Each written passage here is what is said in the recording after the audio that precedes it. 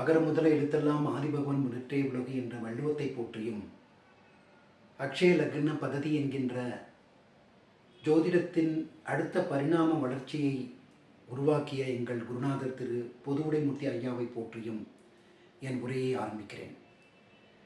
இந்த உரையில் நான் ஒரு ஏஎல்பி பற்றின ஒரு சின்ன கான்செப்ட் பேசலான் இருக்கேன். என் பேர் குமரேஷ் பாபு, ஏஎல்பி ஆஸ்ட்ராலஜர். நான் 2 நாள் முன்னாடி என்னுடைய இன்ட்ரோடக்டரி வீடியோ போட்டிருந்தேன், அநேகமாக நீங்கள் பார்த்துருப்பீங்க. ஸோ இந்த வீடியோவில் ஒரு ஏஎல்பி பற்றின ஒரு சின்ன கான்செப்ட் நான் பேசலான் இருக்கேன். அந்த கான்செப்ட் என்னென்னாக்கா D9ன்னு சொல்லுவோம், இல்லாட்டி நவாம்ச புள்ளின்னு சொல்லுவோம். நமக்கெல்லாம் தெரியும், ஒரு ராசி கட்டம்னாக்கா 12 பாவகம் இருக்கும். இந்த போர்டில் காமிச்சிருக்கிற மாதிரி இந்த 12 பாவகங்களில் D9 எங்கேயாச்சும் விழுகும் இருக்கும். அது ஏஎல்பி சாஃப்ட்வேரில் நீங்கள் பார்க்கும்போது, இல்லாட்டினா சாஃப்ட்வேர் இல்லாமலே நம்ம ஏஎல்பி ஆஸ்ட்ராலஜி நம்ம தெரியும்.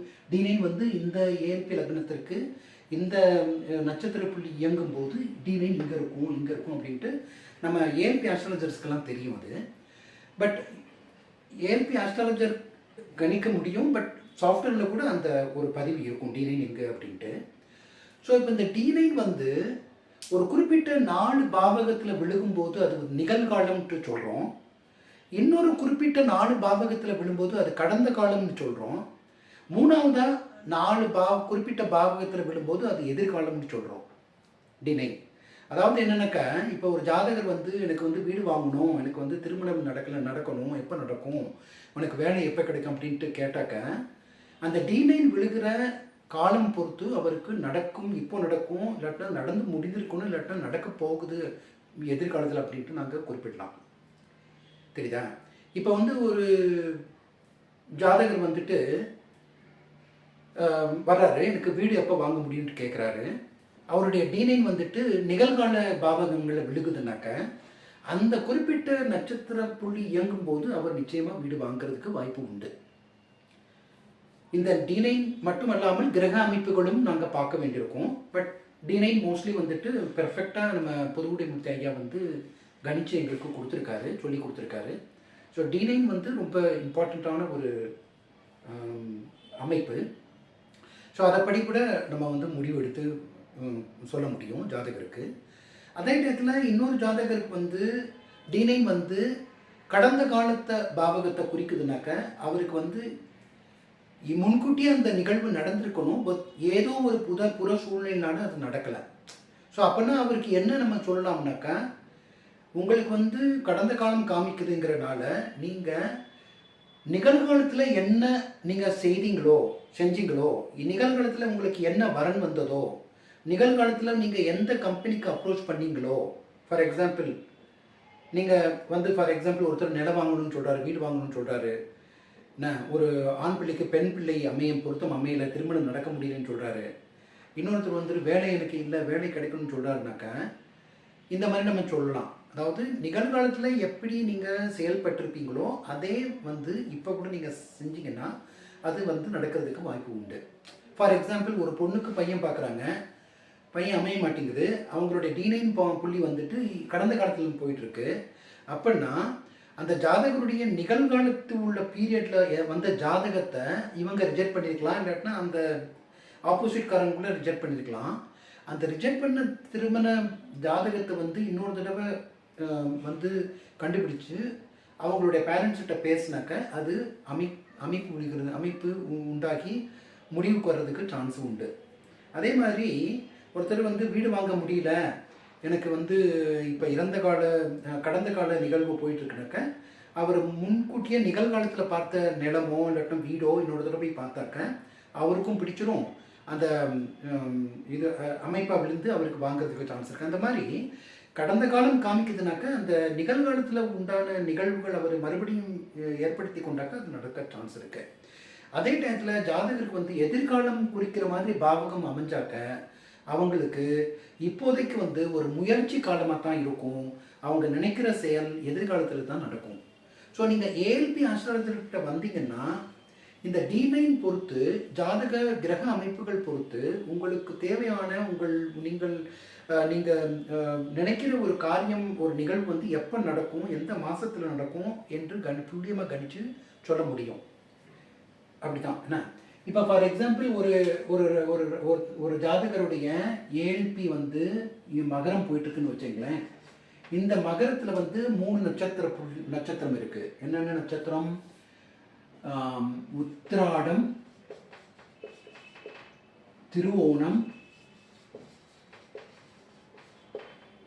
அவிட்டம் என்று 3 நட்சத்திரம் இருக்குது.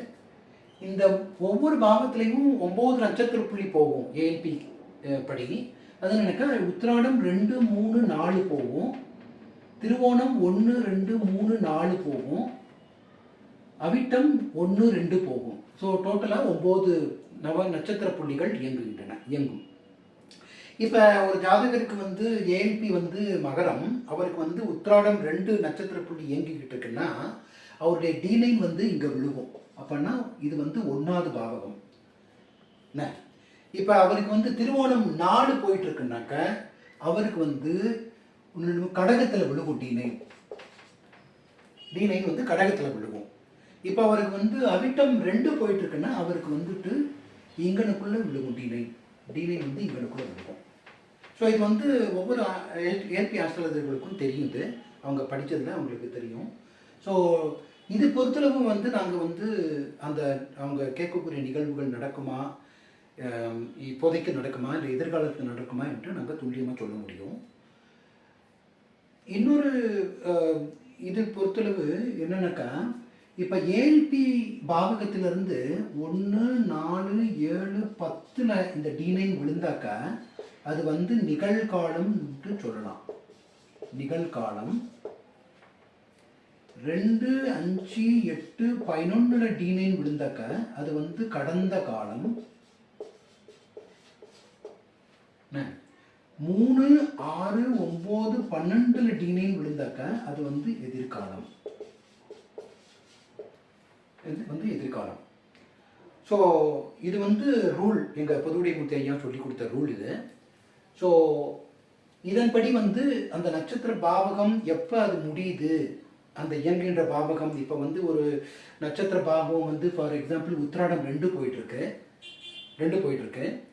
அவருக்கு வந்து உத்திராடம் 2 அந்த பாவகம் வந்து நவம்பர் 19 முடியுது. ஃபார் எக்ஸாம்பிள் 2024னாக்கா அந்த நவம்பர் 19, 2024க்குள்ள அவங்க நினைக்கிற செயல் நடக்கும்.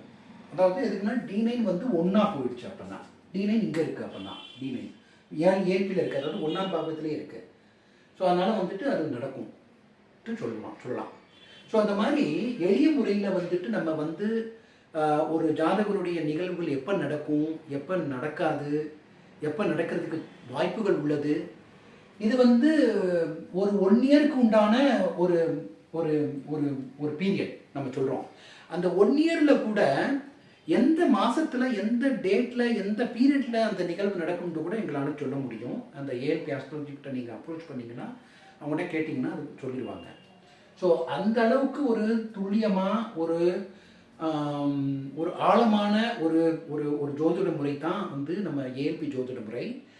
ஸோ இதை கற்றுக் கொடுத்த உருவாக்கிய எங்கள் ஏஎல்பியை உருவாக்கிய எங்கள் குருநாதர் திரு பொதுவுடைமூர்த்தி ஐயாவை வணக்கம் கூறி நான் இந்த உரையை முடித்துக் கொள்கிறேன். வாழ்க வளமுடன். தேங்க்யூ.